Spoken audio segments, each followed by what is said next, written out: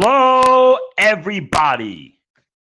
Welcome to the Crypto Hipsters Podcast, where I interview founders and co founders, entrepreneurs and artists, executives and stay at home hipsters in crypto and blockchain around the world.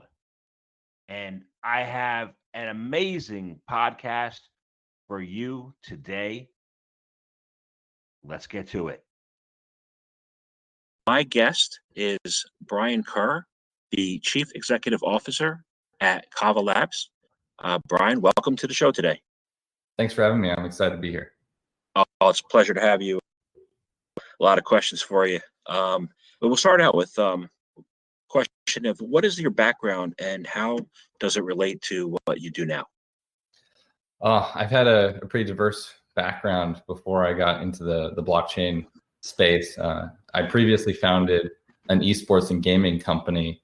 I was one of the first people to work at a company called Fnatic, which was based in London. And that whole industry exploded shortly after I joined and started that company, where Twitch TV and live streaming and media rights and a bunch of family office investors came in and really exploded up the scene, because it was for the first time that advertisers could really reach this very hard to reach gaming audience of 18 to 25-year-old males that didn't watch TV anymore.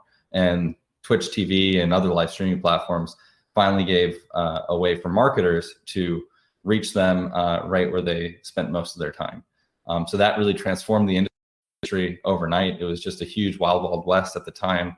And Fnatic, the company that I was with, grew to be the largest one in Europe.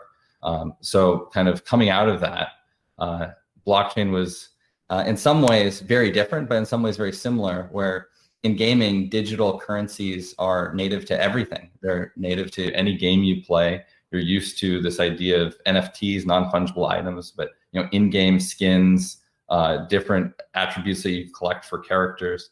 The developments in blockchain were just sort of very natural from that perspective. And at least from what I found, anyone who comes into crypto usually has a background either in gaming. Sometimes it's from like a more of a gambling side with poker, because there's a lot of regulation and censorship that happened there, or they actually studied the stuff in school. And I definitely came from the school of gaming and digital currencies just being native to everything I did. So it was very natural for me to fall into that coming out of the gaming industry. Wow. Great. Yeah, my kids are into gaming a lot, heavily. I want to lay the backdrop first, because I really wanted to ask you a question that I think would help a lot of not only people in crypto, but a lot of entrepreneurs. 2019, it's still the bleak crypto midwinter. The only real thing going on is the value of Litecoin is increasing because you're headed into their halving. A lot of tokens that I had invested in, and a lot of the level 1 Ethereum tokens, like liquidity was almost zero. So it's still the midwinter, and you founded, your company then. So what was your vision or conviction creating Kava Labs at that time?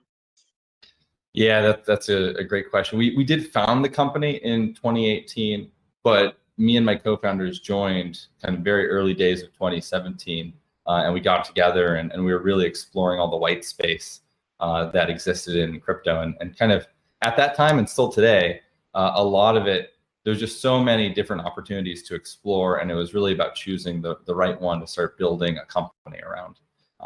There was payments, there was all sorts of networking and layer 1 technologies. There was finance, more on like the assets and exposure side of things.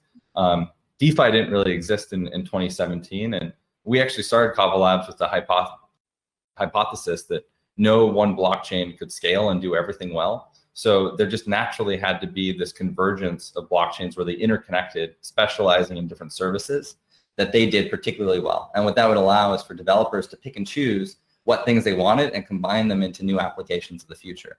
And we still believe that today, but the thing that we got very wrong was that the crypto payment space we thought that was going to be the fastest growing and the most exciting thing. And that's where we founded our company to really focus on. But that just didn't scale quite as quickly as we thought. And part of that was 2018 just really crushed the whole market as capital dried up, liquidity dried up, and a lot of people that were interested were no longer interested in using these assets for payments any longer.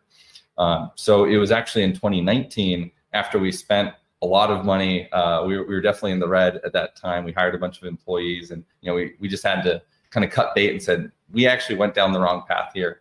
The market may come around for payments, but it's not going to be in the next few years, and our company isn't going to survive long enough to do that.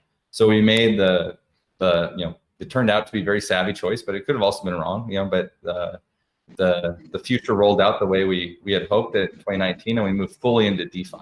And what that was building financial services for all these new people that were holding digital assets and digital currencies, and giving them ways to earn interest on those new assets that they held.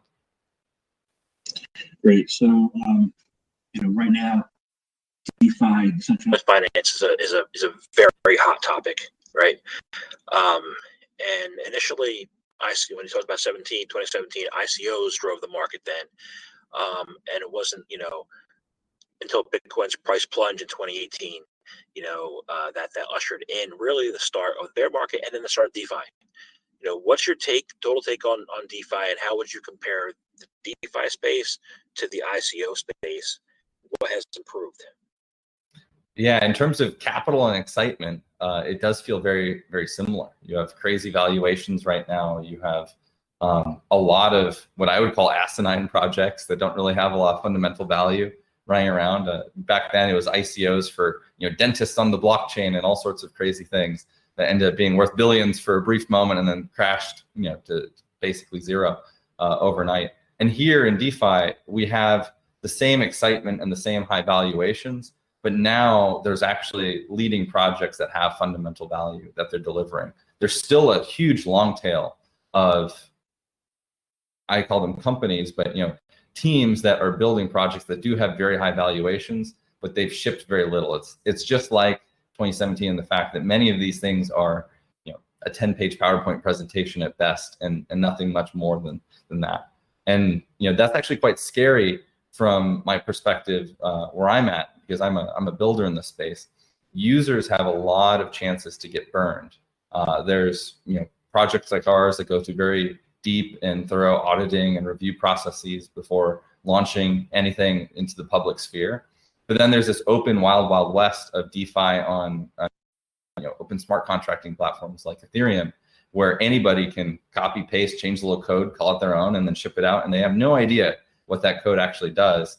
But what they can do is they can market it to the world and get a bunch of users there without ever even attaching their names to it. They do it completely anonymously. And that just presents a huge misalignment of incentives, where there's actually just a huge incentive in the world right now to rug pull everyday users that think something's credible when it's not. It's actually been done by an 18-year-old kid who's just messing around on the internet. So it's very scary in that way to me as I look at the space, because there's just a lot of opportunity for harm, and that's very similar to 2017 as well. So you kind of get the similar feelings from both, but what is nice is now, at least for the leading projects, they do have real product market fit, which really didn't exist before, and that kind of translates into real fundamental value of some of the top applications that are out there in the DeFi space now. I'm noticing a lot, well, 2021 right now has been, like, so far to me, has looked like the year that DeFi is taking off. I wanted to find out what you think, and then what trends you see people are, turning into in DeFi as opposed to a traditional banking. Yeah. What's super exciting right now is, previous to this year, where DeFi has actually taken off and billions of dollars have flown into the space, being deployed onto the money markets, onto the lending protocols, onto all the different options there are to earn returns. And they are providing superior returns than what people can get elsewhere. Say, on a USD stable coin, in a DeFi protocol, you can get 20, sometimes up to 50% APY. And you compare that to less than 1% at a cash account at a bank. It's like, well, there is technical risk on one side, but that return it's hard to argue with that return. And that's not going to last forever, but it does definitely drive usage and attention. Anyway, just going back to your original question, this time in the world in 2021, DeFi has just a lot of things going for it that didn't exist before. And the main thing is that large amount of capital has flown in. And what that does is that opens up the horse blinders that were on the very large funds that they couldn't look at crypto before. It had no fundamental use case. And now with the advent of DeFi, they look at it and they say, oh, actually, people are using this. There's composable elements that can be put together and they can replace a lot of our current financial system. And that current financial system, by the way, supports, the entire world in terms of its people. But at the same time, it also takes hundreds of thousands of people to run and manage those systems. And you compare that to DeFi, which is just purely autonomous software that runs in the cloud. It's game changing.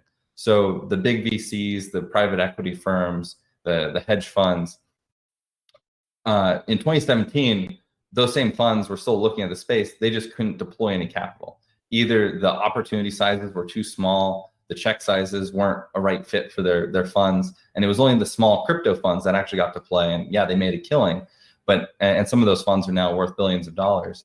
But now what's really the paradigm shift is the $20 billion funds, the $100 billion funds are now starting to look at crypto, and they see it as a real opportunity to start deploying capital. And it's all because DeFi has shown them that there's real product market fit today.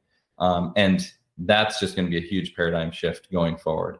And it sort of aligns really well with what we've seen in the public sphere, with Tesla adding Bitcoin to their treasury, MicroStrategy, PayPal adopting, buying and selling of spot digital assets on their platform.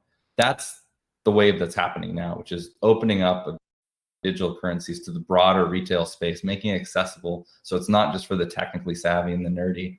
And so the next logical step is, once mainstream has access to these things, it's providing them a good place or a good facility to earn additional yield on it. And that's what we try to do here at Kava, and play a big role in sort of that rollout, giving every new person who holds Bitcoin a way to put that Bitcoin to work and earn more with it. That's great. I do want to get into the what you said about the mainstream, but I do want to first mention that your mainnet launch is today. I noticed. Yes, we've only had 5 so far. It's always a big ordeal, and I say it's our mainnet launch, but it's really the network. It's supported by over 100 different players around the space.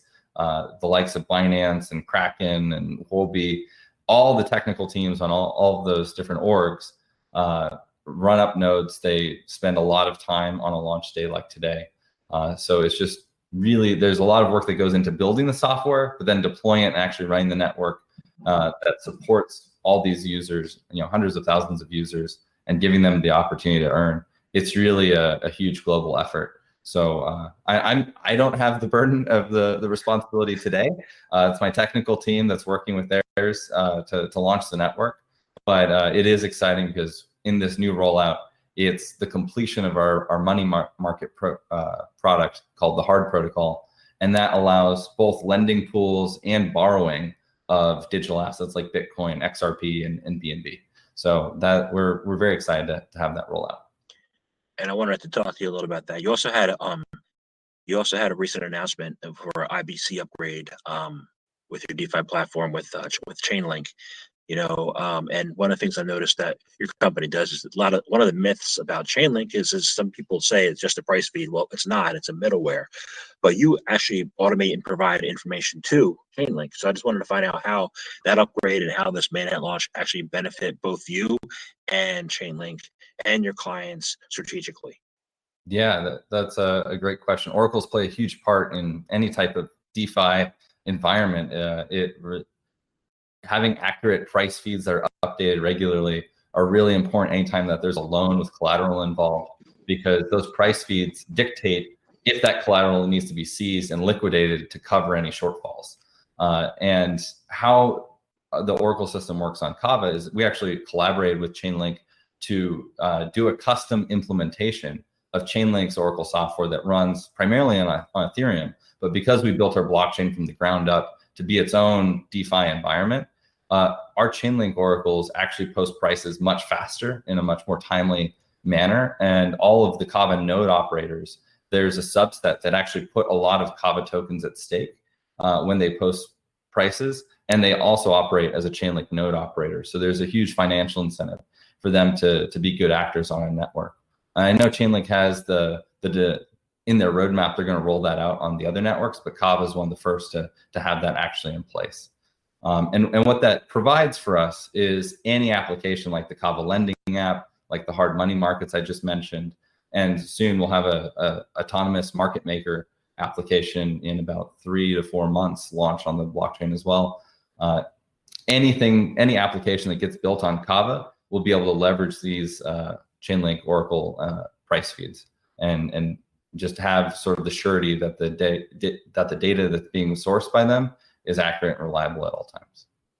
Great. And then you're also on Cosmos, so you're able to communicate with people like Binance Chain and all the other chains through rather easily. Yeah, well, IBC is the communication protocol that different blockchains on the Cosmos SDK can communicate with. That is just rolling out now. So we haven't seen that actually go live and in production. All the bridges that we have to date have actually been the work of my team doing custom bridges to different blockchains. We built up a lot of expertise in our early days doing interoperable payments, doing layer 2 of XRP and Lightning Network, and we did Ethereum and DAI. But when we pivoted, that was sort of one of the few expertise that we could bring over to when we built our own foundational DeFi platform, and its own standalone blockchain from the ground up. So we did these custom bridges because it was the best way to go to market quickly. But now that IBC is rolling out, that work should become a lot easier, at least whenever we're bridging to any Cosmos SDK blockchain. So we've talked a lot about technical stuff, and I want to go back to what you talked about Main Street. I got a blue collar friend. He's a mason, and he started showing me these robots that do a lot of what him and his team used to do and move these bricks and create tremendous efficiency when they build that. And so he's a little scared about the new technology and the computers and stuff. But what lessons have you learned from being an entrepreneur and working with automation that you could maybe share with my mason friend that will assure him that automation's okay? Oh man, that is a deep question on so many levels: societal, economic. I think as long as you're comfortable with change, automation, if it's done well, will be a force for good. It is very disruptive though, and it will cause many people to shift careers and move. Whole industries are going to be moving towns due to automation, especially in the driving industry. I think that's pretty clear on everyone's roadmap that Uber, truck drivers, all of that's going to be disrupted tremendously. I don't know if that time horizon is in the next 10 years or if it's the next 20, but it's pretty foreseeable that that's going to happen. And there's a lot of other industries that are going to be affected by automation for sure, but it's just a little less subtle than that right now. Overall, what this does is it does allow technology to work for us and to deliver more value to human society overall. On an individual level, it can be pretty problematic. And that's something that everyone has to be aware of and pay attention to, because nobody wants to be disrupted. You want to be the disruptor. You want to be capitalizing on those opportunities. But what I think is so cool right now for someone like your friend is that it's never been easier to invest in that disruption. So the advent of Robinhood being a trading app that allows anyone around the world to trade stocks from their mobile phone. They don't need to be an accredited investor. There's access to so many opportunities. And we're actually seeing now with the advent of SPACs, basically public companies that acquire what's effectively a startup or something that wouldn't normally go into the public sphere. You also have the opportunity to invest in new technologies before they even get to play out and kind of reach that scale. So you get a lot of upside by doing that. And all of that has never been accessible previously, and it is now, also thanks to technology. So I think my only words of advice is for anybody who's kind of outside of the tech world, pay attention to what opportunities do exist, if you're using a product and you find it valuable, that's often a good way to choose what companies to look into. But that's the best way to hedge your bets on what you do today with technologies that are being developed right now. That's the same way I've looked at it too. So that sounds good. But going back to, some of the dangers with automation and DeFi, talking about DeFi is not without, its inherent risks, right? Both at the market level and at the developer level. In fact, one of the top developers' mottos in this space is I test and prod, which is kind of scary because when I built databases, I used to, go through dev and then QA and then prod, right? But what are some of those risks that, potential investors and institutions should consider when deciding to allocate time and resources to DeFi? Ooh, to be honest, I tell most people if they aren't managing a lot of capital and they don't have a technical background, I just tell them don't until the centralized venues that can do due diligence that they already trust start integrating DeFi products and extending it to them, because there's such a big slew of as I said, 18-year-old kids who are building different products, and they have every incentive in the world to hurt your average investor. There's so many ways to get scammed, and there's so much technical risk, even if the project is credible, that there's so many things that could go wrong. And if something goes wrong in a DeFi protocol, millions of dollars are lost. And those aren't millions of dollars of the developers, that's millions of dollars of their users that are actually using it. And that's why safety and reliability is so important. But my main thing that I say is that folks like Binance, we have active integrations with Huobi. We're expanding our integrations to pretty much every large exchange around the world. If someone has crypto asset exposure and they're not comfortable custodying their own like private keys of their crypto, they should definitely wait for these integrations to unfurl. And then they can use the venues without moving crypto, not taking on any of the technical risk or the due diligence risk. They then have a real counterparty, just like they would in like a retail banking scenario, in the form of Coinbase or Kraken or whoever it might be. And they can bring those DeFi products to them, and they can bring the earning opportunities to them where it's safe and comfortable. And I would say that's sort of how I see the landscape developing over the next few years. That's where we have a big both product development focus and making a nice packaged API for these enterprises to integrate with, but it's also just how retail users want to experience DeFi. I would say today, out of all the people who have crypto exposure, only 7% of people actually have the competency and the capabilities to do anything in DeFi. And the big paradigm shift is opening that up to mainstream investors, and it's in the form of these integrations on centralized venues. And why did they do this? Well, it's because DeFi provides better returns than they can offer themselves, and they want their users to stay there and take advantage of all the other products. I think my wife set up a savings account for my son. We got the first statement back. It said annual interest 0. So I was like, we got to do something better than that. Just be happy it doesn't say -1. Right, right. That's my savings account. Coronavirus, COVID-19, right? A lot of brick and mortar companies, went out of business. A lot of people lost their jobs. A lot of people looking for the next career, the way to get back into the economy.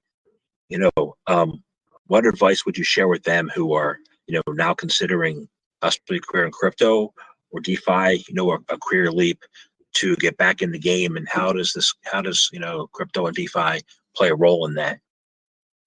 So your question is for people who have been sort of displaced by COVID and they're looking at opportunities in the crypto space, how should they be thinking about it from a career point of view? Yeah. Well, on the bright side, crypto companies have a lot of money. Crypto has been one of the industries, just like gaming, where when people are at home more, they tend to spend a lot more time watching Netflix, playing games, and speculating on stocks and crypto. So the industry has done very well. And what that means is they're actively hiring and growing. And there's not enough endemic people or people who have been in the space that, at least in the case of Kava and any large company, you're sort of forced to look for the most talented people you can find outside of it. What's also beautiful is that crypto is naturally globally distributed in terms of the product and the different jurisdictions that these things have to operate within. And it makes sense in a lot of scenarios for the teams who are building and working on these things to be fully distributed and remote as well. But COVID was the final push that really, at least for us, we just sort of gave up our main office in Silicon Valley and said, you know what, we're just going to allow people to work wherever they want from the convenience of their homes.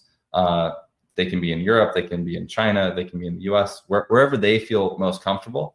And that has really opened up the doors of talent for our company and many others. So I would say our companies have crypto companies have a lot of capital. They're looking for good people, and they're willing to accept good people no matter where they are all over the world. It's really about your merits than anything else. And even for the sort of lower entry level jobs, where if someone doesn't have a lot of, say, technical expertise, but they're very passionate about this technology, there's a lot of new opportunities to get involved, especially in the realms of marketing, community management, developer support, a lot of products like ours. Just imagine, we have thousands of users using our products all the time, and we're not a large exchange like Binance. We were a 4-person team just a year ago, and now we're up to 20, but we're growing quickly. And a huge part of that growth is we just have this inbound slew of questions and troubleshooting problems from our users that we want to give the time and attention to, but that requires us having now a support team that can build up an expertise in that. So whoever's hungry and willing to learn and has a passion, I'm sure that they can find a role in the space, whether it's at my company or many of the others. The growth is just so fast that we need people from outside the industry to now come in. So the opportunity set is really for everyone who wants it. Great. So it's been an honor and pleasure, privilege to be able to speak to you today. And if people want to learn more about you or your company, where should they reach out to you or contact you for more information? So the main place to track all things Kava related is kava.io, kava.io. That's our main homepage. You can find links to our Twitter, our Discord channels for the more technically inclined, Telegram. And for me personally, you can follow me on Twitter, which is my handle is Brian H. Kerr, BrianHkerr. Excellent. Thank you very much for your time today. It's been a pleasure. Thank you. Thank you, Jamil. It's been my pleasure as well. And